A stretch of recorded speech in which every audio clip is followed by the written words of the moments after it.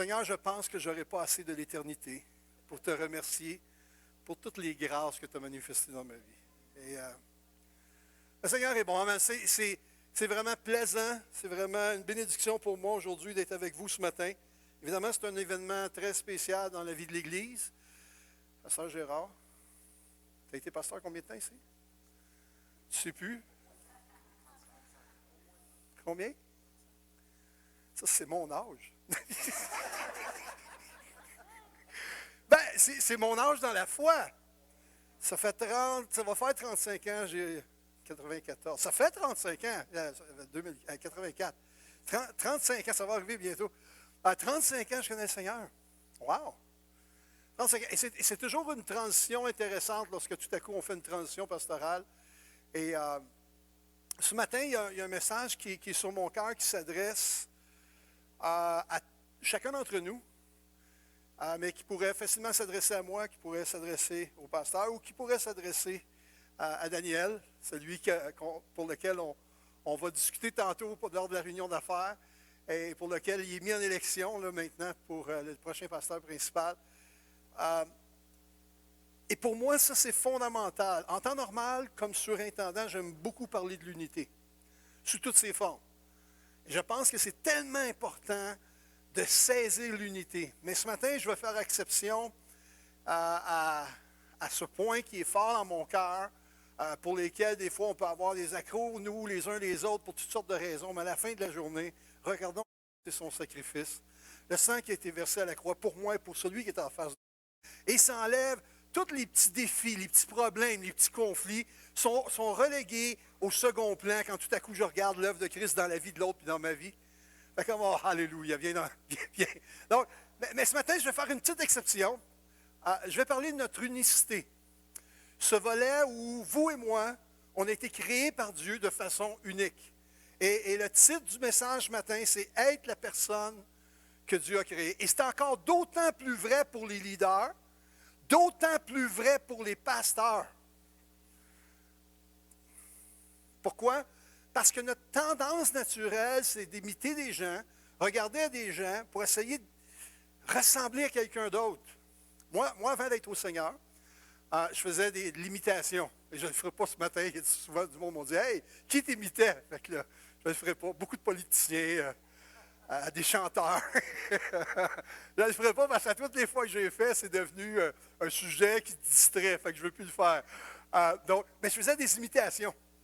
Imitation de toutes sortes de personnes. Et c'est super, tu sais, c'est drôle, c'est humoristique, etc. Mais s'il y a une chose dans la vie où l'on ne doit pas imiter une autre personne, c'est qui nous sommes, nous. Si tu n'es pas toi, qui sera toi? C'est profond. Il faut s'arrêter. Si j'essaie de ressembler à une autre personne, qui sera la personne que Dieu a créée, que je suis? Alors, juste quelques pensées ce matin. Y a-t-il une horloge en quelque part? Il m'a petite, c'est pas bon. non, pas aujourd'hui. Donc, la personne que Dieu a créée, je vais tenter de voir si ça fonctionne. Ah, ça fonctionne. C'est vous autres qui l'avez changé. Une chance d'être là. Alléluia. Merci. Donc, j'aime beaucoup cette citation aussi. Quand l'amour et le talent travaillent ensemble, attendez-vous à un chef-d'œuvre. Vous savez, Dieu vous a créé puis m'a créé. Puis quand le Dieu d'amour et le Dieu créateur, talentueux qu'il est, forme quelque chose, forme quelqu'un, bien, il faut s'attendre à un chef-d'œuvre. Et on connaît les passages dans Genèse, vous savez, là où Dieu a tout créé, l'univers, les astres, les étoiles, la nature, les animaux. Et après avoir tout fait cela, et chaque fois, chaque jour, il disait, cela est bon, mais quand il est arrivé à l'ultime de sa création, l'être humain, quand il est arrivé à créer un homme et une femme, il a dit, c'est pas juste bon. Ça, c'est la version Michel. C'est la version Michel. C'est pas juste bon, c'est très bon. Des fois, on a de la misère, nous, les êtres humains, à recevoir ce que Dieu déclare à propos de nous. Mais Dieu, lorsqu'il a créé l'homme et la femme, il a dit, c'est très bon. C'est pas un homme qui a dit ça. Des fois, les hommes, on regarde les hommes et les femmes, on se regarde nous-mêmes, là, je ne suis pas bon, je ne suis pas capable. Ah, tu sais, puis on regarde les autres. Ah, il n'est pas assez bon. Quand Dieu finit la création de l'homme et de la femme, à l'image de Dieu, c'est très bon. Quand l'amour et le talent, l'art, se mettent ensemble pour créer quelque chose, ça forme un chef-d'œuvre. Savez-vous que vous êtes un chef-d'œuvre? Ça, c'est plus dur à accepter. Les femmes, j'entends des femmes, je ne dirais pas qui, j'entends des femmes faire Et vous savez pourquoi on a de la misère à accepter le fait qu'on est des chefs-d'œuvre? Parce qu'on ne regarde pas au travers les lunettes de Dieu, mais on regarde au travers notre compréhension de qui nous sommes. Et souvent, on travaille nos faiblesses. Souvent, on travaille les faiblesses que les autres voient dans nos vies. Je vais nous dire ce matin, soyons la personne que Dieu a créée. La parole est parsemée, et la parole est parsemée de... Excuse-moi, j'essaie de changer, puis ça... C'est-tu moi qui ne l'ai pas ouvert? Non, il est ouvert, hein? Ça marche. Peux-tu revenir? Je l'ai-tu mis? Je recule dessus? C'est moi qui fais ça, là? Désolé. Mais à coup de pas. J'ai passé sur le mauvais piton. C'est de ma faute, c'est de ma faute. Ah, et le plus grand défi pour les êtres humains, imaginez si on faisait l'erreur de se comparer. Dieu crée un être humain, il crée votre pasteur, avec des dons, des talents, avec un appel sur sa vie, avec une onction sur sa vie. Il crée Michel, un autre pasteur, avec des dons et des talents, un appel sur sa vie. Mais vous savez quoi? On a beau avoir un appel commun, diriger l'Église, on n'est juste pas pareil.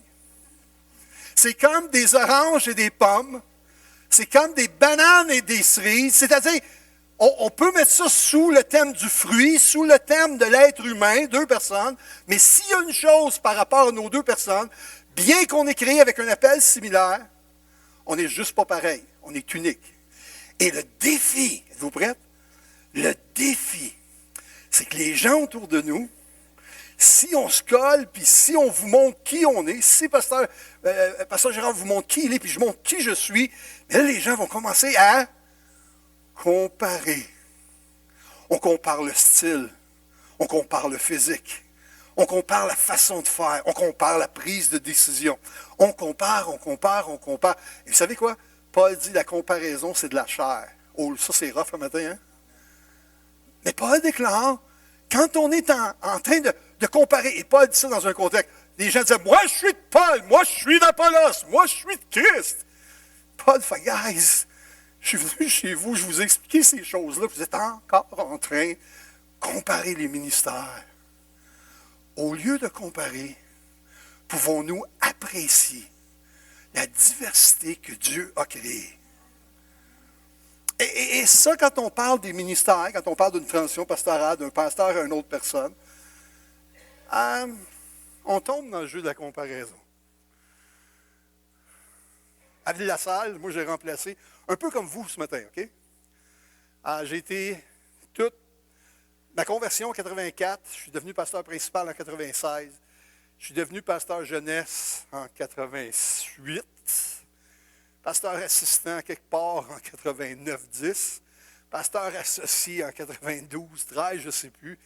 J'ai eu tous les titres pour être à côté de Gary. Gary est parti en 96 et est devenu surintendant. Et quand j'ai été élu comme pasteur, évidemment, il y avait une grosse comparaison. Je ne sais pas combien il y en a qui connaissent Gary Connors. Premièrement, c'est un franglais. Fait qu'il y a une grosse comparaison. C'est un vrai Québécois. Mais il a grandi il a grandi dans les cantons de l'Est avec plus d'anglais que de français. Fait que les gens le voyaient comme un anglais souvent. Moi, là, si tu veux un anglais, moi, je suis loin. Okay, je les haïssais les anglais avant de me convertir. Merci Seigneur que j'ai été converti et que je les aime maintenant parce qu'ils sont mes frères, mes sœurs.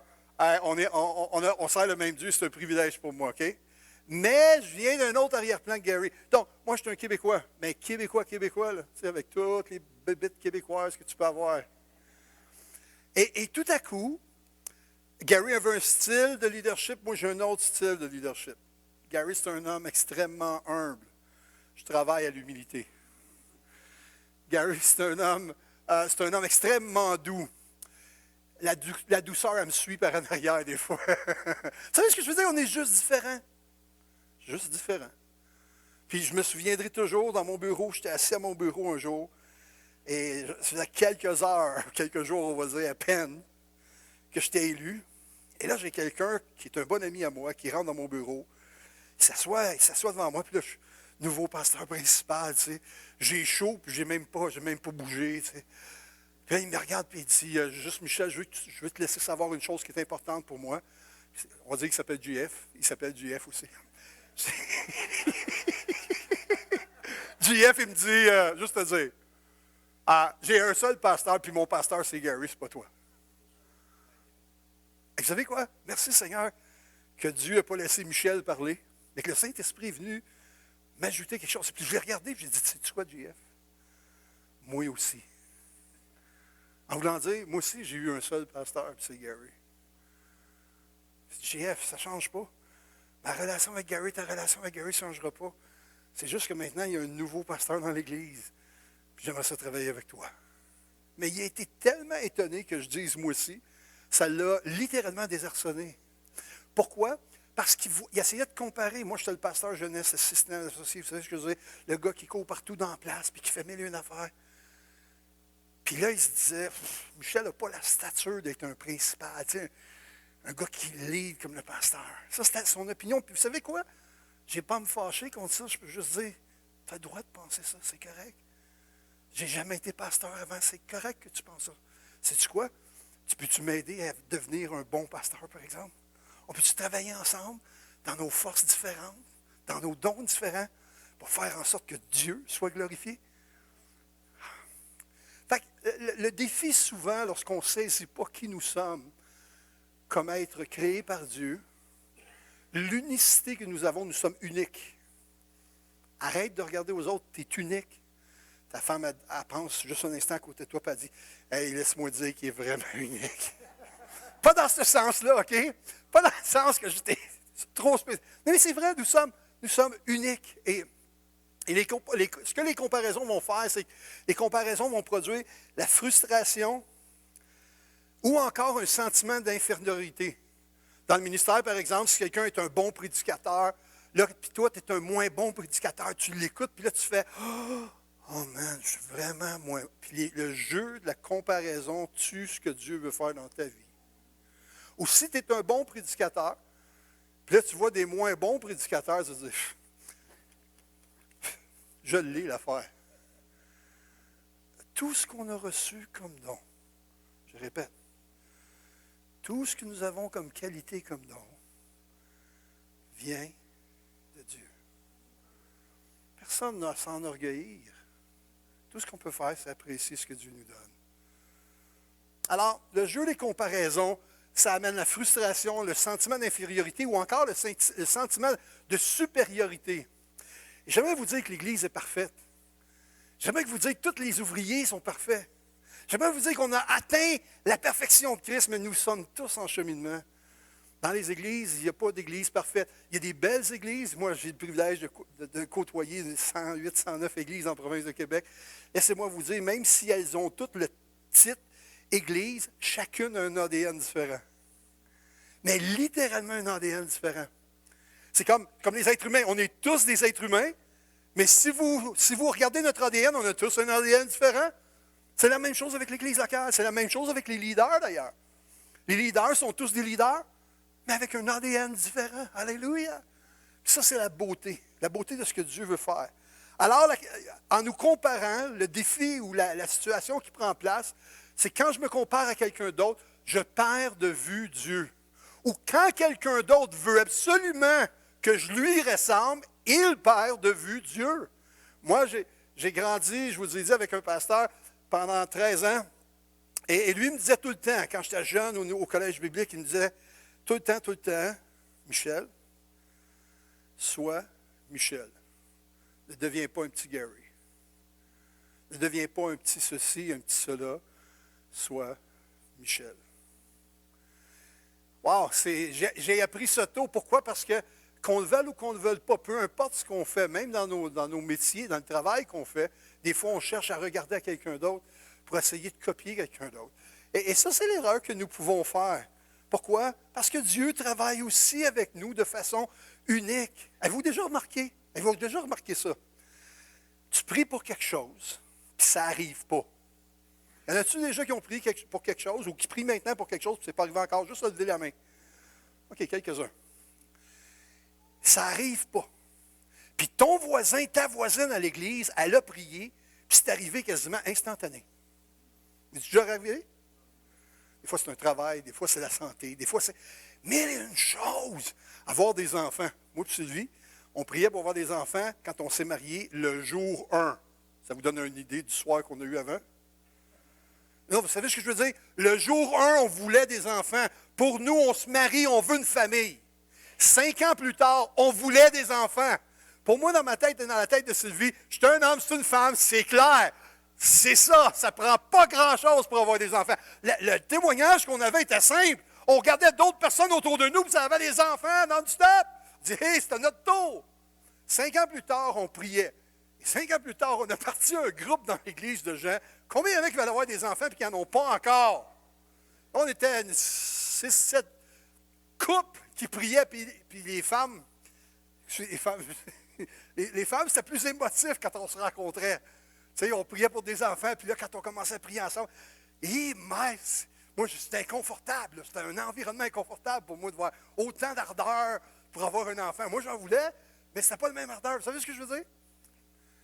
C'était quelque chose de naturel, c'était quelque chose pour lequel on priait. Puis dans notre tête, à nous autres, on n'a presque pas besoin de prier. Ça arrive. Il y a plein de gens dans le monde qui ne prient pas partout, puis ça arrive. Puis on a prié, puis on a prié. Hey, mon épouse est tombée enceinte. Alléluia! Toute l'Église était ravie. Gloire à Dieu. Et on annonce ça à toute l'Église. Les couples avec qui on étaient contents pour nous. Enfin! Dieu a répondu. 3 mois plus tard, fausse couche. Ah, ben, hey! Ça peut-tu arriver, ça? C'est-tu possible que ça arrive des affaires de même? Non, c'est juste à la salle. Je sais qu'ici, ça n'arrive pas, là, mais... Non, mais vous savez, c'est quoi la vie chrétienne? Les hauts et les bas. Dieu est toujours présent dans nos montagnes ou dans nos vallées, toujours présent. Mais il fait les choses différemment pour les uns comme pour l'autre. Pour quelle raison? Je ne sais pas trop encore. Et suite à ça, non seulement ça, le chirurgien qui a dû faire le curetage de ma femme, de mon épouse, a fait une erreur. Et à cause de son erreur, ma femme est rentrée une semaine plus tard à l'hôpital avec maintenant plus aucune possibilité d'avoir des enfants parce qu'on a dû lui enlever tous les organes reproducteurs à cause de l'erreur de médecin. Et là, tu viens devant Dieu, puis Dieu, c'est pas juste! Je vais juste vous dire, c'est un pourquoi dans ma vie pour lequel j'ai géré ça avec Dieu. Alors que j'étais fâché, enragé contre Dieu. Seul, personne n'a vu. J'étais un bon pasteur à l'extérieur. Un bon jeune pasteur à l'extérieur dimanche matin. Alléluia. Sois béni. Hey, c'est triste pour ton épouse. Oh oui, mais Dieu est fidèle. Mais en dedans. Et j'ai eu un temps avec Dieu. Puis dans le temps avec Dieu, le Seigneur m'a fait reposer. Le Seigneur a mis sur moi un manteau de paix. Et à partir de ce moment-là, ma perception de Dieu, puis de la situation, des circonstances a complètement changé. Pourquoi? J'ai compris une chose. Dans la vallée de l'ombre de la mort, je ne crains aucun mal. Ton bâton et ta houlette me soutiennent. Tu es avec moi. Et à cet instant-là où je ne comprenais pas les circonstances qui m'arrivaient, les situations qui m'arrivaient, à ce moment-là, j'ai saisi, tu es avec moi. On aime quand Dieu est avec nous lorsqu'on est sur la montagne et il se passe des choses glorieuses. Amen. Mais Dieu nous dit aussi, quand tu es dans la vallée, quand tu ne me sens pas, quand tu penses que je t'ai oublié, quand tu penses que je ne suis plus là, sache que je suis avec toi. Et là, tout à coup, moi et Sylvie, on a dû comprendre que pour nous, c'était pour être différent, le processus d'avoir une famille et des enfants. Donc, on a été vers l'adoption. Et là, c'est trop long à vous raconter, mais on a été vers l'adoption, mais on a adopté 4 enfants haïtiens. On a commencé par 2 en Haïti, puis après ça, 2 avec les centres jeunesse à Montréal. Un processus de 6 ans pour adopter 2 enfants. Donc, on a 4 enfants aujourd'hui. Et maintenant, nous, on regarde ça en arrière. Tu sais, 20 ans ont passé. 25 ans ont passé. On dit, wow, Seigneur, tu es tellement bon. Je ne me souviens même pas de la souffrance. Honnêtement, les souffrances qu'on a, je m'en souviens, mais ce que je veux dire, c'est Elle n'a pas... Vous savez ce que c'est? C'est passé. Ce que je suis en train de vous dire aujourd'hui, le défi pour nous, les croyants, puis là, vous allez comprendre clairement ce que je suis en train de vous dire. S'il y a quelque chose dans ta vie pour lequel tu ne vas pas dû agir maintenant, tu vas te comparer à quelqu'un d'autre. Tu vas regarder à quelqu'un d'autre. Puis là, tu vas dire, pourquoi lui, il l'a eu? Pourquoi elle le possède? C'est pas encore là pour moi. Je n'ai pas les réponses à tout ça. Comme je n'avais pas les réponses à l'époque. Puis il y a des réponses, il y a des questions, pas beaucoup, mais peut-être 4 ou 5, dans ma vie, dans les 35 ans, 4-5 choses pour lesquelles j'ai dit à Dieu, Seigneur, je ne laisse pas ces choses affecter notre relation, mais quand je vais être dans ta présence, s'il te plaît, j'aimerais avoir des réponses à ces 4-5 choses-là. Mais c'est correct.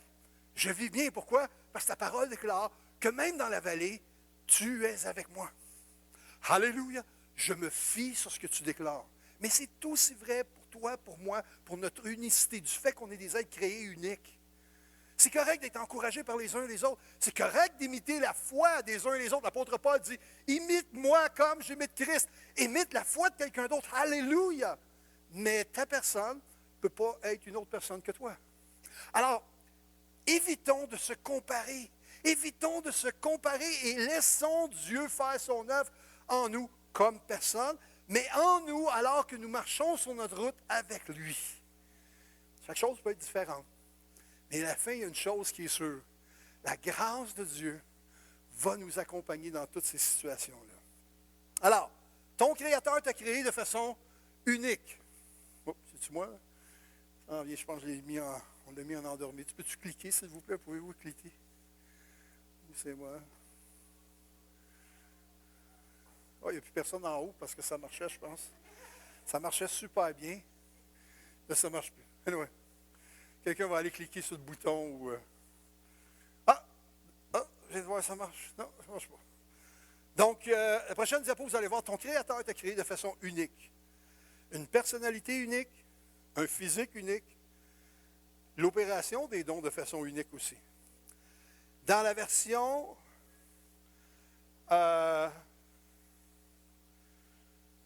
c'est ça, exactement. Vous voyez le verset à la fin, en bas, ça dit « Je te célèbre », de Psaume 139, verset 14. « Je te célèbre car j'ai été fait de façon merveilleuse. Tes œuvres sont étonnantes et je le sais bien. » C'est quand même puissant comme parole, hein? Tes œuvres.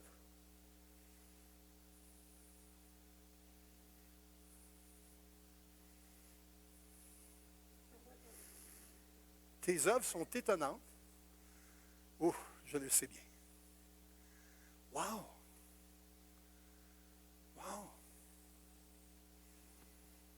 Je te célèbre, ô Dieu, car j'ai été fait de façon merveilleuse. Et on pourrait rajouter ici, tu m'as distingué de façon impressionnante.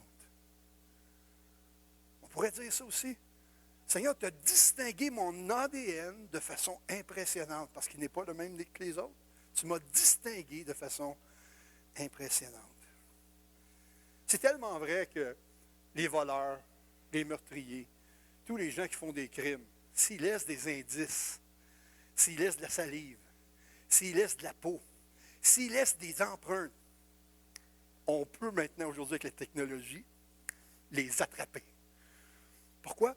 Parce qu'ils sont uniques.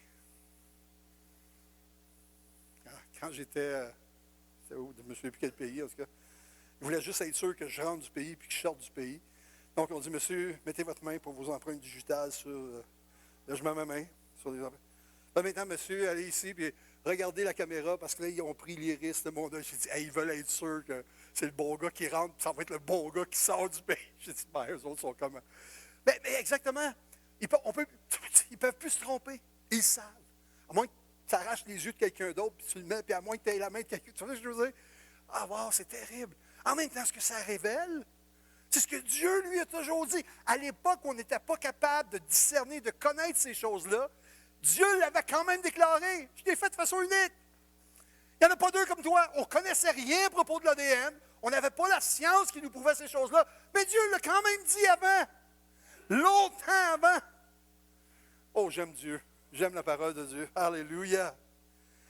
Alors, pourquoi on cherche autant à être un écho, une faible imitation de quelqu'un d'autre?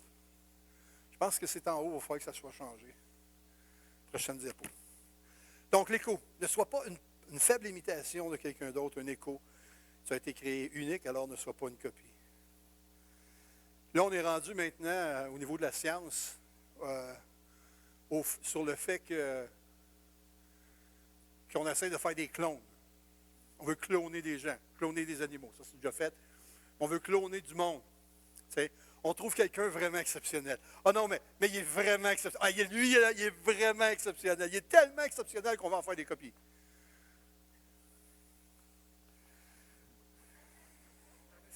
Sa femme a dit, un, c'est assez. Deux dans la maison comme lui, je sais pas. Vous savez ce que je veux dire? C'est quand même particulier. Les êtres humains voient des forces sur d'autres êtres humains.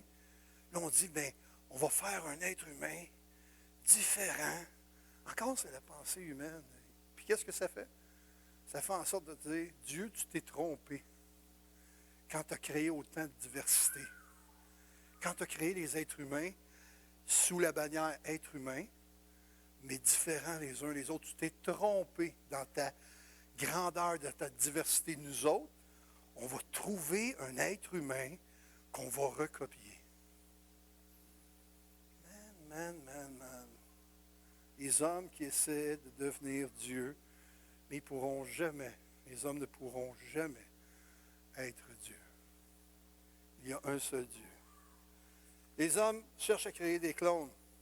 Être qui tu es, apprendre à être qui tu es sans te condamner à n'être qui tu n'es pas. Ça, c'est la prochaine diapo. Je ne sais pas si je peux la changer. Non, je ne suis pas capable. Donc, ça va être les autres qui vont changer. L'autre diapo après. Être qui tu es sans te condamner à être ce que tu n'es pas. Et dans le fond, ce que Dieu veut faire avec nous autres, et la prochaine diapo le montre, Dieu veut faire de toi la version de toi, la meilleure version de toi en Christ. Vous savez, moi, quand je suis venu à l'Évangile, ça fait déjà 35 ans que je suis venu au Seigneur. Je suis venu sans la connaissance. J'avais une connaissance religieuse de Jésus. 2 ans avant ma conversion, j'ai commencé à faire des recherches sur le plan spirituel pour essayer de découvrir Dieu. Et je comprends aujourd'hui que c'était le Saint-Esprit qui m'attirait à essayer de découvrir Dieu. Moi, je suis là. Donc, ça m'a pris 2 ans. 2 ans de temps, je lisais la Bible, etc. Quand j'ai commencé à lire la Bible, un ami m'avait dit « Hey, lis ce livre-là, lis ce livre-là. » Lui, il était à l'université. Il me dit « Lis ce livre-là, c'est le livre le plus lu au monde. » Lui, c'est pas un chrétien. Là. C'est le livre le plus lu. Puis je t'encourage, lis Apocalypse. Lui, il faisait de la drogue. Moi, je ne touchais pas à la drogue. Donc, mais je trouvais que c'était un gars qui était sensé. C'était un gars qui était... C'est sûr qu'il aimait les affaires, tu sais, mais... j'ai dit, je n'ai pas de problème, allez, je vais me trouver une Bible, je vais commencer à lire ça. Et je m'en vais chez ma belle-mère, à l'époque, qui n'était pas ma belle-mère, mais la mère de ma blonde, qui est devenue ma belle-mère. Puis je dis à ma belle-mère, je dis, avez-vous ça une Bible, vous? Elle me regarde, elle dit, une Bible? Ouais, je ne voulais pas dire ça chez nous. Là, c'est comme, avez-vous ça une Bible? Elle dit, je pense que oui. Là, elle s'en va dans le fond d'un vieux garde-robe, en haut, dans une vieille affaire. Puis elle sort un livre avec plein de poussière. Puis là, elle me donne la Bible. Je dis, je peux-tu vous l'emprunter pour vous dire, ouais, pas de problème. Et là, je commence à lire le livre de l'Apocalypse. Les yeux viennent gros de même. J'ai dit, mais il faut aimer la drogue pour lire ça. Non, mais lui, il lit ça pourquoi? Honnêtement, j'ai commencé à lire le livre Les 7 églises, puis après ça, tu rentres. J'ai absolument rien compris de ce qui est écrit là-dedans. C'est comme, je me disais, ouais, lui, c'est probablement un artiste dans l'âme. Il trouve ça le fun. Mais j'ai été attrapé par un autre livre. Alors que je feuilletais la Bible, j'ai découvert le livre des Proverbes. Là, on voit les personnalités. Hein? Lui, sa personnalité. Le livre de l'Apocalypse, c'était... Moi, le livre de l'Apocalypse, c'était comme... Mais quand j'ai découvert le livre de Proverbes, vous savez pourquoi j'ai aimé le Proverbe? Le Proverbe, c'est très pratique. Fais ça, il arrive ça. Telle attitude, ça va porter tel fruit. Alors ça me ressemble. J'ai commencé à lire les Proverbes, j'ai dit, wow, ça c'est bon. Oh non, mais ça c'est très bon. Et là, j'ai lu un proverbe par jour, il y en avait 31. Je disais, hey, ça tombe bien, il y a à peu près les mois où il y a juste 30 jours, ben, je vais en lire 2. Puis j'ai commencé à lire ça pendant presque 2 ans, à tous les jours, à tous les mois. Ça a créé une soif. Puis à un moment donné, dans le processus, je me suis dit, OK, si Dieu t'est Dieu, ça veut dire que ce que tu dis dans la Bible va arriver si je le mets en pratique. Dans le fond, je suis en train de dire, si je prends des semences de tomates, de carottes, peu importe quoi, puis je les mets en terre, si je mets une semence de radis en terre, bien, ce qui va pousser, ça va être et pas des tomates. Dans le fond, je suis en train de dire la même chose à Dieu. Si je prends les semences qui sont dans ta parole, les principes qui sont dans ta parole, et je les mets en pratique dans ma vie, ça veut dire qu'à un moment donné, tôt ou tard, je vais voir le fruit. Et là, je l'ai testé. Oh! J'ai pardonné à du monde, puis je ne voulais rien savoir de pardonner, mais je le mettais en pratique, juste pour voir la réaction des gens. Et la réaction qu'il y avait, c'était exactement ce que ça disait. Je faisais, wow! Même si je n'ai pas un cœur qui pardonne, je le fais. Je le fais juste pour voir si ça marche. Et là, je n'avais même pas le bon cœur, même pas la bonne attitude. Mais vous savez quoi? Je vais vous dire quelque chose, par exemple. Si tu sèmes les principes de Dieu dans ta vie, attends-toi à récolter quoi?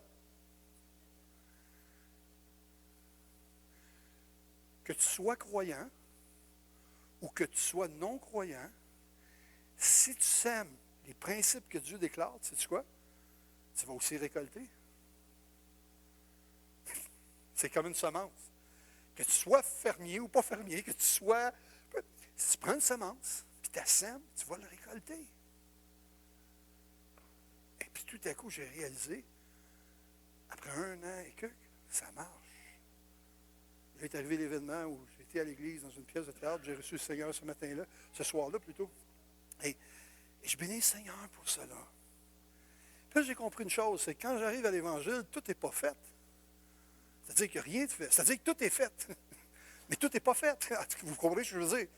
Tout est fait, mais tout n'est pas fait. Tout est potentiellement fini. Mais tout n'est pas complètement fini. C'est ce que je veux dire? Je m'en vais pour l'éternité, je suis sauvé, la vie est belle, alléluia. Mais je viens d'entrer dans tout un processus. Puis moi, je ne savais pas que j'étais rentré dans un processus. Là, j'ai réalisé, le soir, je reçois Jésus, le poids des fardeaux s'en va, puis tout à coup, là, j'ai réalisé, attends une minute, là. Le premier matin au travail, moi, ma bouche, elle sortait à toutes les phrases, il y avait des mots bizarres, tu sais, comme des mots catholiques. Puis, mais avant ça, je ne m'étais jamais aperçu que ces mots-là sortaient. Puis là, tout à coup, le Sauveur qui m'avait sauvé sortait aussi de ma bouche. Là, j'ai fait, ça ne marche plus. Ça, parce que là, il m'a fait du bien. Puis avant, je ne le connaissais pas, là, je le connais, je ne peux pas... Fait que ça m'a pris 2-3 jours. Ça a été quand même vite, mais ça m'a pris 2-3 jours avant que ces affaires-là arrêtent de sortir. Puis là, j'ai réalisé, cette minute, là, qu'est-ce qui se passe avec moi? En tout cas, toutes sortes d'expériences que j'ai eues les premiers jours, les premières semaines, où j'ai réalisé, mais dans le fond, je me disais ceci. Il est où, Michel? Non, je sais que Michel est là, mais qu'est-ce qui se passe en dedans de moi? Et rapidement, j'ai réalisé que j'étais dans un processus de transformation. J'aimerais vous dire, 35 ans plus tard,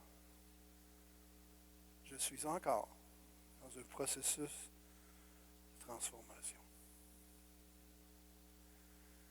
Oh, les transformations sont différentes d'il y a 35 ans. Vous savez quoi? La Bible nous dit, vous et moi, que nous portons un trésor, l'Évangile, l'œuvre de Christ dans nos vies. Nous portons un trésor dans un vase de terre. Et ce vase de terre que nous sommes, vous et moi, on va l'avoir jusqu'à la fin de nos vies. La fragilité humaine, la faiblesse humaine, doit venir sous la puissance de Dieu, doit venir dans la présence de Dieu. Seigneur, soutiens-moi, aide-moi, que je puisse diminuer afin que tu prennes toute la place dans ma vie. Et ça, ce n'est pas juste une prière d'une journée, il y a 30 ans, il y a 20 ans, il y a 5 ans. C'est un cœur qui cherche Dieu à tous les jours. Seigneur, je suis encore aussi vulnérable que j'étais il y a 35 ans. Je ne me confie pas dans mes forces. Je ne me confie pas dans l'homme. Je me confie en toi et dans ta bonté. Et je sais que tu vas me faire du bien. Oh! Être meilleure version de moi en Jésus-Christ. Et pour ce faire, vous savez, j'aime beaucoup Jean 21. C'est tout un, vous vous souvenez de Jean 21? Tu as le leader des leaders dans le groupe des 12, Pierre. Et lui, c'est un vrai leader. Hein? Quand Jésus il dit, ce soir même, tu m'abandonneras comme tous les autres. Pierre, il le regarde. Jésus te dit, Jésus, tu t'es jamais trompé jusqu'à maintenant, je le sais, Seigneur. C'est jamais arrivé. Tout ce que tu as dit, mais ce soir-là, tu viens de te planter. Parce que moi, Pierre, je ne suis pas comme les 11 autres. Et puis, en passant, moi, je suis Pierre, Jésus. Jamais, au grand jamais, je ne t'abandonnerai. Et vous savez ce qui est arrivé? Jésus dit, je te le dis en vérité et en vérité. Et Jésus n'a pas besoin de dire en vérité. Il dit toujours la vérité. Pourquoi il dit en vérité, en vérité? Jésus dit en vérité parce que Pierre a besoin d'entendre ce que je te déclare, c'est la vérité. Ce soir même, avant que le coq me chante, tu me rediras 3 fois. Ah, ce que la vérité avait déclaré est arrivé. Et tout à coup, Pierre a vécu intensément.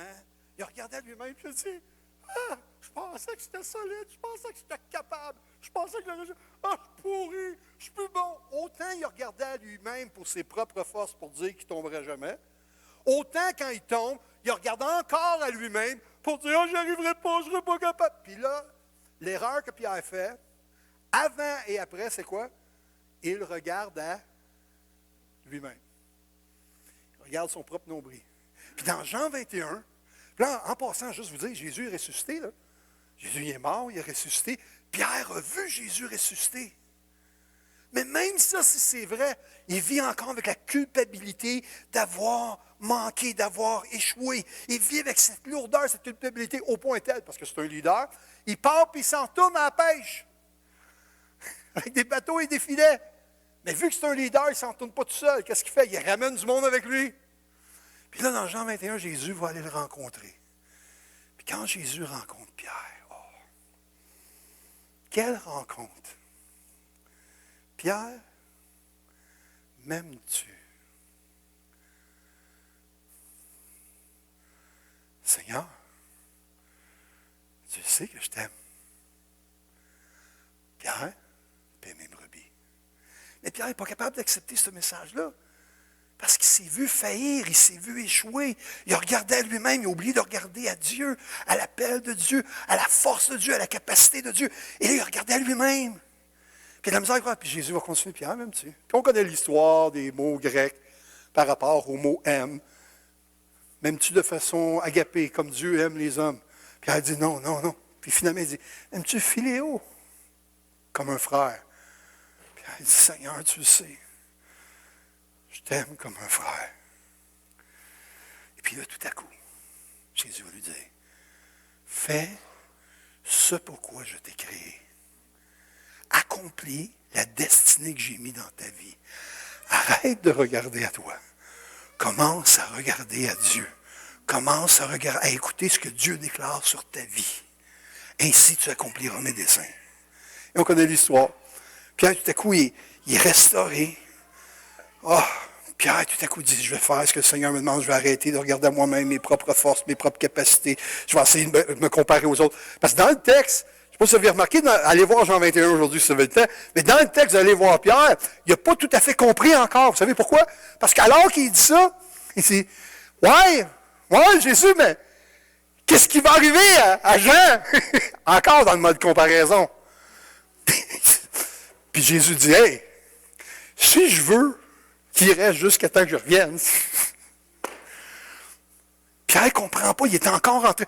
Oui, mais Jean, laisse faire Jacques, laisse faire André, laisse faire Denis, laisse faire. Toi, suis-moi. Vous savez, dans notre unicité, le fait qu'on est unique, qu'on n'a pas à se comparer aux autres, il y a une chose pour laquelle vous et moi, on est engagés par le Seigneur. Et c'est ceci. Toi, suis-moi. On a un appel à le suivre de façon unique. On a un appel à littéralement se donner entièrement à Christ de façon unique. Seigneur, je ne veux pas rester la version de Michel sans Christ, la version de Michel non régénérée. Je veux devenir la version de Michel en Jésus-Christ. Je veux avancer dans tout ce que tu as pour moi. Je veux avancer dans ce processus dans lequel tu m'as fait entrer. Wow! Alors, ça nous appelle à rester dans notre onction. Merci, il est là. Phew. Rester dans notre onction. Prochaine diapositive. L'onction vient de Dieu, elle est donnée par Dieu. Imaginez-vous, si Dieu m'a créé de façon unique, j'essaie d'être quelqu'un d'autre, ça veut dire que je ne suis plus dans l'onction que Dieu veut me donner de façon unique. Donc, je ne peux pas essayer d'avoir l'onction Gérard.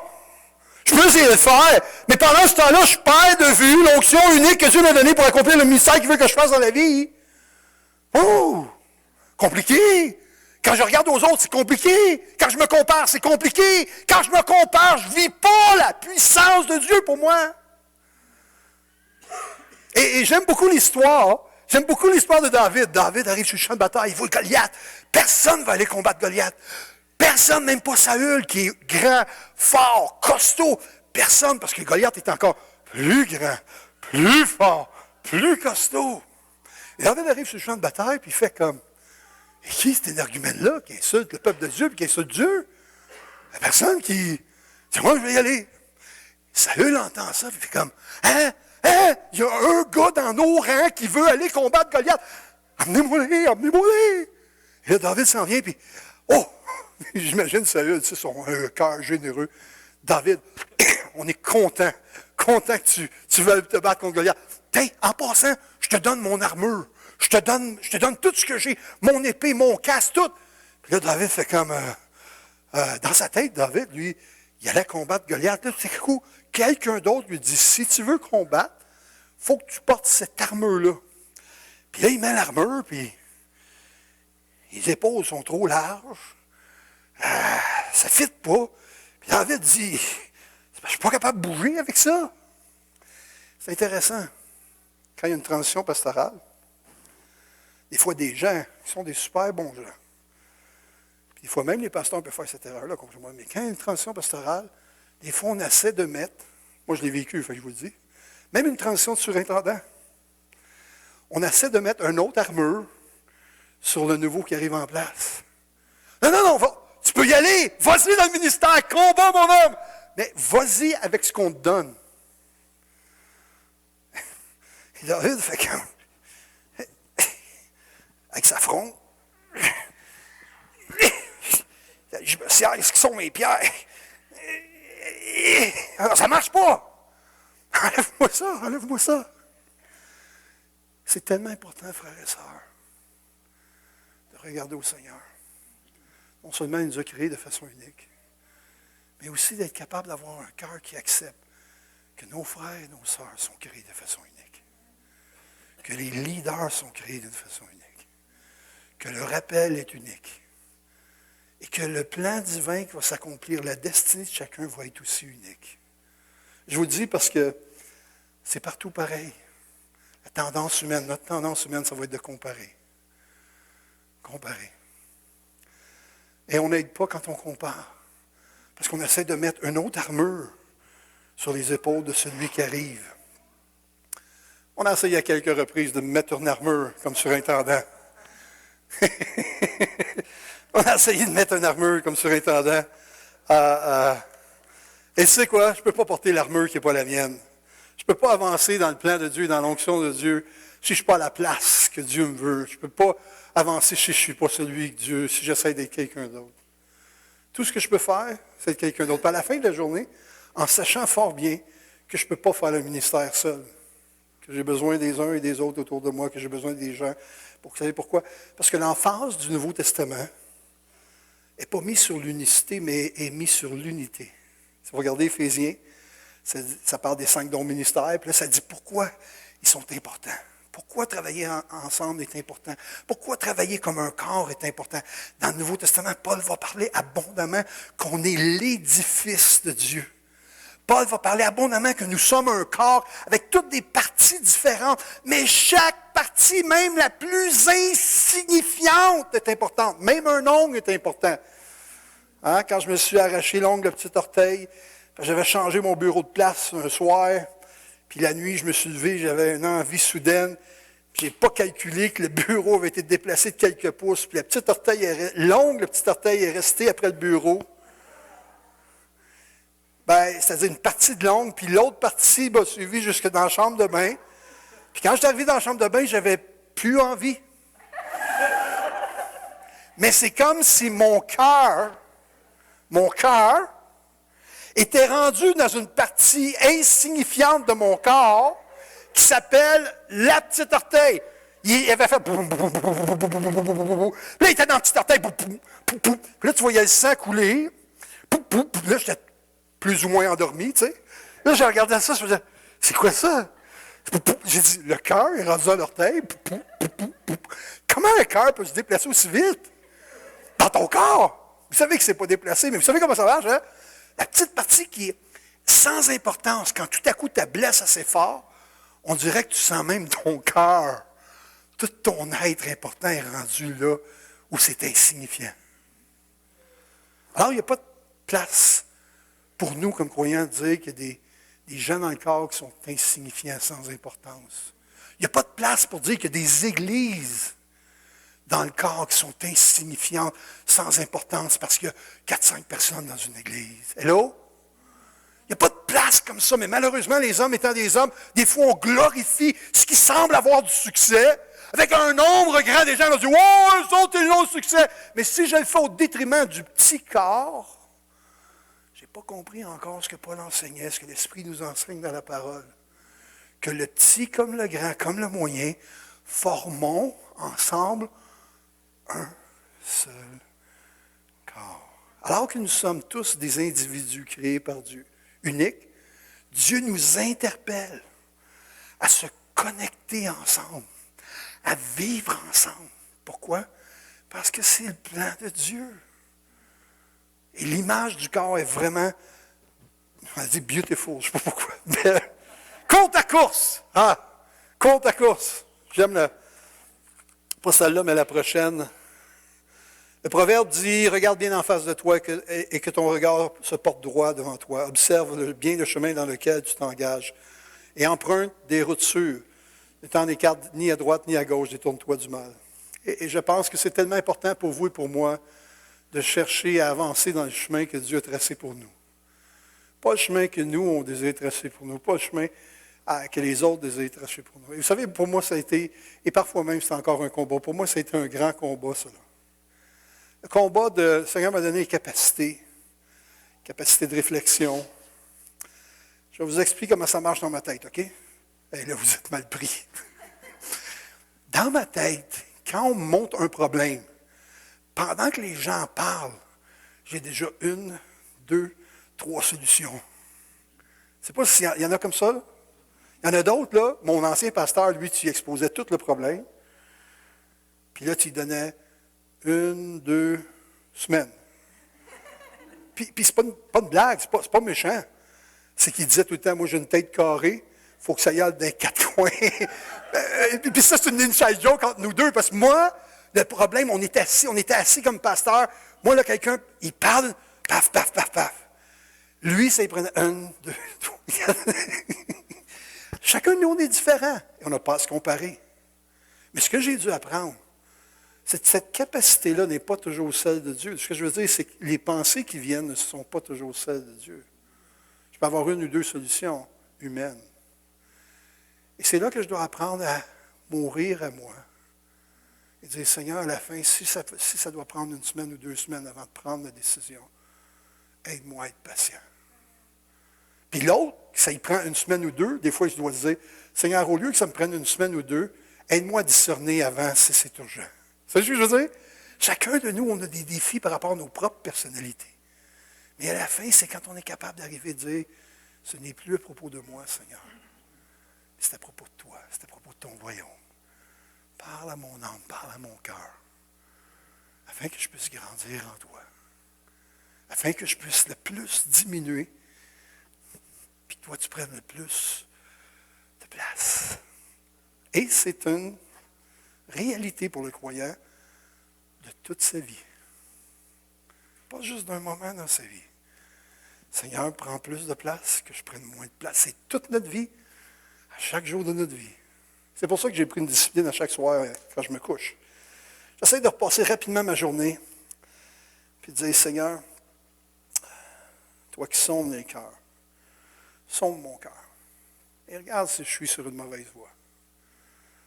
Seigneur, la dernière chose que je veux faire, c'est faire ce que je veux faire. Ce que je veux faire, c'est de te servir, Jésus. Je veux t'aimer, je veux te servir. Je veux servir mes frères et mes sœurs. Alors, aide-moi et montre-moi que je suis sur une mauvaise voie. Et si je le suis, Seigneur, s'il te plaît, rapidement, conduis-moi sur la voie de l'éternité. Amen? Alléluia. On avance. Donc, le défi pour nous comme croyants, et on va arrêter bientôt. Oh, il faut arrêter. Donc, le défi pour nous comme croyants, prochaine diapo, c'est de garder le focus sur ces choses-là. Le focus sur ne plus comparer qui nous sommes, comparer nos biens. Hein? Compare ta maison, tu compares ton travail, tu compares ton auto, tu compares. Pourtant, c'était dans l'Ancien Testament, il y avait des lois là-dessus. Tu ne convoiteras point. Wow! Dans l'Ancienne Alliance, alors que la loi est un pédagogue, c'est une façon de nous enseigner qu'on avait besoin de la grâce. Courir ta course produit une passion nouvelle en Dieu et un renouvellement de joie. Quand on court notre course, quand on avance, puis on est qui nous sommes en Christ, puis on commence à courir la course que le Seigneur veut qu'on court, il y a quelque chose que ça produit en nous. Une joie qui est renouvelée. Il y a quelque chose que ça produit en nous. C'est comme si on ne peut pas oublier la grâce de Dieu. C'est comme si c'est omniprésent. Seigneur, je te remercie parce que ce que je vis, c'est à propos de toi. Je ne veux pas juste vivre ça un dimanche matin de temps en temps. C'est lundi soir, le mardi matin, le mercredi midi. Seigneur, alors que je fais ce que je t'ai appelé à faire. Wow! Il y a une joie renouvelée. Mais ceux qui se confient en l'Éternel renouvellent leur force. Ils prennent leur vol comme les aigles. Ils courent, ne se lassent point. Ils marchent et ne se fatiguent point. Wow! Dernière diapo, s'il vous plaît, ce matin. Alléluia. On va terminer avec ça. Je pense que vous avez compris le point aujourd'hui. C'est rare qu'on parle comme ça. D'habitude, on met l'emphase sur Dieu, Saint-Esprit, Jésus. Mais rendre grâce à Dieu pour qui tu es. Combien il y en a qui n'ont jamais fait ça? Rendre grâce à Dieu pour qui tu es. Combien il y en a qui n'ont jamais fait ça? Non, je veux dire, vous le faites, on va l'inverse, parce que peut-être c'est difficile à répondre. Combien il y en a qui font ça régulièrement? Rendre grâce à Dieu pour qui tu es. Levez la main bien haute. Une, deux personnes. Bon, ben, ça veut dire que les autres, vous ne le faites pas. Ah! Là, je vous ai eu. Non, mais ce que je veux dire par là, si la parole de Dieu déclare la vérité, et si Dieu, après avoir créé l'homme, a dit cela est très bon, et si l'homme qui a péché délibérément contre Dieu et qui s'est éloigné de Dieu, mais que Dieu avait vu dans cet homme-là, l'homme et la femme, la race humaine, de la valeur au point de considérer toutes les formes de valeur dans l'univers, l'or, l'argent, les métaux, ce qu'il y a sur les autres planètes, tout ce qui avait de la valeur dans l'univers, quand Dieu a regardé tout ça, il a dit toutes ces choses-là que les hommes en passant adorent, et c'est le vrai mot adore, l'or, les biens matériels, toutes ces choses-là.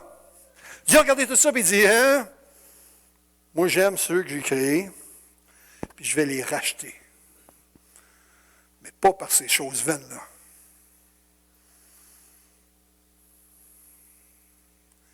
C'est mon fils. Puis le fils a dit, ben oui, c'est mon œuvre. Je veux donner ma vie pour eux. Je veux donner ma vie pour qu'ils soient réconciliés à nouveau avec Dieu. Attends une minute. Attendez, il y a quelque chose qui ne marche pas là-dedans. Il y a quelque chose qui ne marche pas. On se pense et on se sent comme des vers de terre. On se voit comme des gens sans valeur. On voit comme, souvent, on n'est pas capable, on n'y arrivera pas. On regarde notre cheminement et on est découragé. Comprenez-moi bien, là.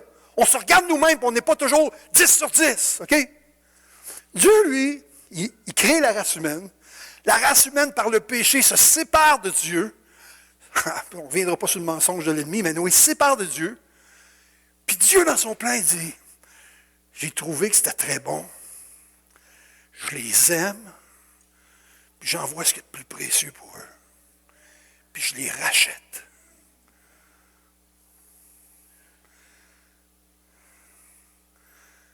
Jésus, sur le sermon sur la montagne, vous vous souvenez? Et regarde, la foule est là. Chapitre 4, dernier verset, ça dit, une grande, grande foule. De la Galilée, de la Judée, de la Décapole. La Décapole, ça, c'était l'endroit où les pourceaux avaient été, vous savez, les 10 villes, là où les pourceaux, les démons avaient été lancés dans les pourceaux, puis les pourceaux avaient tombé en bas du lieu escarpé. Des endroits païens. Il y avait des petits forts juifs là-dedans, il y avait des petites communautés juives là-dedans, mais des endroits païens. Puis ça dit, il y a des gens de toutes sortes qui là. Puis Jésus enseigne un sermon, le sermon sur la montagne. Ça va? Puis alors qu'il enseigne le sermon sur la montagne, il arrive dans une passe sur le sermon sur la montagne, puis il voit la multitude, puis il est en train de dire, les hommes s'inquiètent pour peu de choses. Puis alors qu'il parle des inquiétudes que vous et moi, que les hommes en général on peut avoir, que les femmes on peut avoir, il dit ceci, il dit, regardez les oiseaux du ciel. Vous êtes-vous arrêté pour regarder les oiseaux du ciel? Ils ne sèment ni ne moissonnent. Mais votre Père qui est dans le ciel prend soin d'eux. Puis là, il rajoute des petits mots. Attends une minute, là, il parle à qui?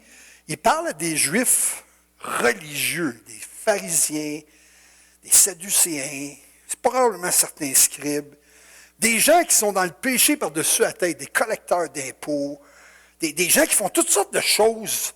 Puis en plus, il y a des païens qui sont là. Il y a une foule. Puis il dit, regardez les oiseaux du ciel, votre Père. Il est en train de dire, votre Père a cette foule-là. Ah non. Ben oui, c'est le Père. Pourquoi? Parce qu'il est le créateur de la race humaine. Il dit, votre Père dans le ciel prend soin des oiseaux. Puis là, il rajoute des petits mots importants. Écoutez ce qu'il dit. Ne valez-vous pas beaucoup plus qu'eux? Il est en train de dire, wow! Probablement ce matin, combien il y en a ce matin qui ont vu un vulgaire petit moineau? Tu sais, les petits moineaux bruns, là? Les petits pit-pit, les moineaux, là. Combien il y en a qui en ont vu ce matin? Il y en a-tu ici qui en ont vu? Vous avez vu un petit moineau brun? Moi, j'ai vu des corneilles en masse, en m'en venant, des corbeaux. Les petits moineaux bruns, je ne l'ai pas vu un matin.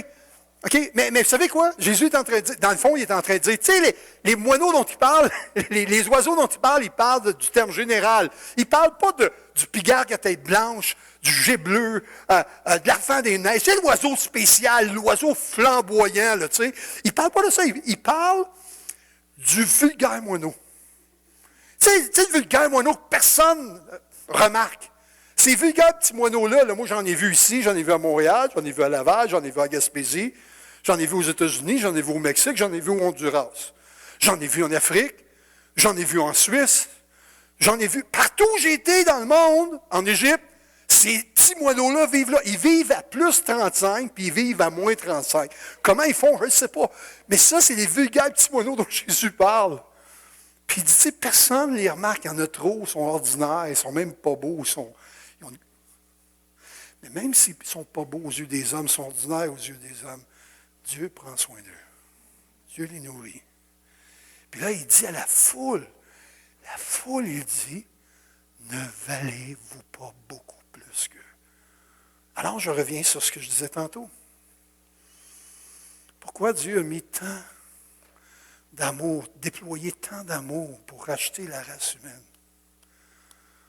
Parce qu'à ses yeux, nous avons de la valeur.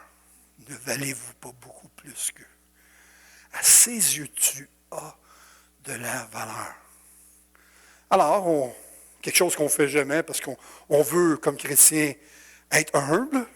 On ne veut pas être orgueilleux. L'orgueilleux dirait, « Seigneur, je te remercie de ce que je suis. » Non, ça, c'est les pharisiens disaient ça. Mais qu'est-ce qu'ils disaient? « Merci que je suis ce que je suis. » Puis là, il comparait qui était à qui? Aux autres. merci que je ne suis pas une femme, merci que je ne suis pas... C'est dégradant, mais c'est ce qu'il disait. Hello! Que je ne suis pas un païen ou un samaritain, un chien.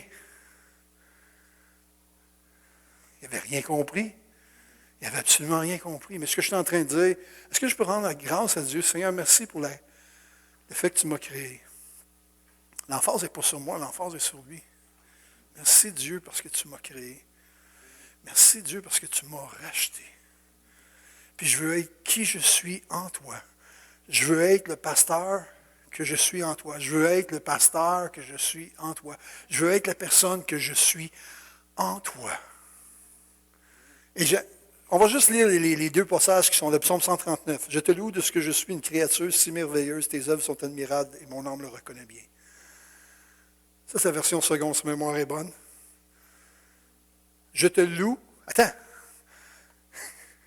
David dit, je te loue de ce que je suis une créature si merveilleuse. Alors, c'est quand la dernière fois qu'on l'a loué parce qu'on est une créature merveilleuse.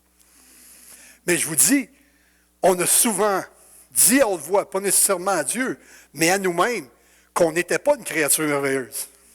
Hello? Soyons honnêtes ce matin. Il y a eu plein d'occasions où on se dit nous-mêmes, ah! L'autre fois, mon épouse, je ne me souviens pas c'était quoi le mot qu'elle a employé. Ah, elle a employé un mot pour se définir. Puis c'était pas beau. C'était pas mauvais, c'était pas méchant, mais c'était pas beau. Tu sais, c'était comme, pas bon à rien, mais quelque chose. Ah, je suis comme ça. Puis là, j'ai dit, chérie, t'es mon amour. Je veux pas que quelqu'un parle de mon amour comme ça. Puis elle a fait, hein? Mais non, mais je veux pas que quelqu'un, puis là, quelqu'un, c'est toi. Je veux pas que quelqu'un parle de celle que Dieu m'a donnée comme ça. Elle dit, Michel, tu as raison, j'aurais pas dû me définir comme ça, là. C'est tellement vrai, on se définit souvent. Puis la façon qu'on se définit, c'est pas la façon que Dieu nous définit. Alors, apprenons à nous définir comme Dieu nous définit. Pas dans l'orgueil, dans l'humilité. Dans l'humilité. La version Parole de vie dit, Seigneur, je te dis, merci parce que tu m'as créé. Oui, mon corps est étonnant et très beau.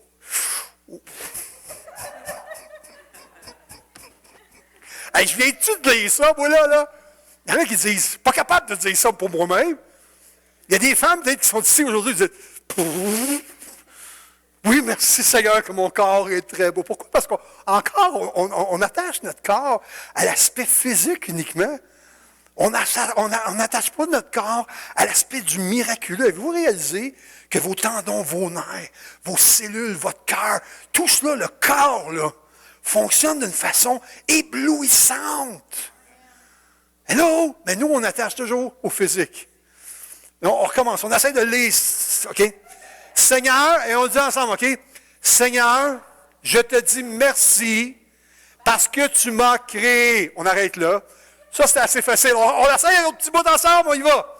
Oui, mon corps est étonnant et très beau. C'est bon, on continue. Ce que tu fais est magnifique. Je le reconnais. Vous savez, il y en a ce matin, c'est la première fois que vous avez dit ça à propos de vous-même. Ce que je suis en train de dire, c'est pas qu'on soit enflé d'orgueil ce matin. Ce que je suis en train de dire, c'est déclarons ce que Dieu déclare à propos de nous. Avançons dans ce que Dieu dit à propos de nous. Marchons dans ce que Dieu déclare à propos de nous. Seigneur, merci pour l'occasion qu'on a eue d'être ensemble. Je te remercie pour le privilège que nous sommes appelés tes fils et tes filles. Nous sommes enfants de Dieu. Nous sommes co-héritiers avec toi. Alléluia. Nous sommes plus que vainqueurs au travers de toutes les épreuves et les circonstances de la vie. Nous sommes un peuple acquis. Une génération choisie. Nous sommes précieux à tes yeux, nous sommes aimés. Nous sommes choyés et tu déclares, jamais je ne vous abandonnerai. Seigneur, ce matin, nous voulons nous mettre en accord avec ce que ta parole déclare. Et simplement te dire un gros merci, mon Dieu. Amen. On va prendre 10 minutes de pause. Et on va revenir, on va installer une table ici en avant. Puis on va revenir pour la réunion d'affaires dans quelques instants. Ça va? Pasteur Gérard, tu voulais-tu rajouter quelque chose? Super. Donc, il y a du café, de l'eau à l'arrière ou je ne sais pas quoi. Timbit.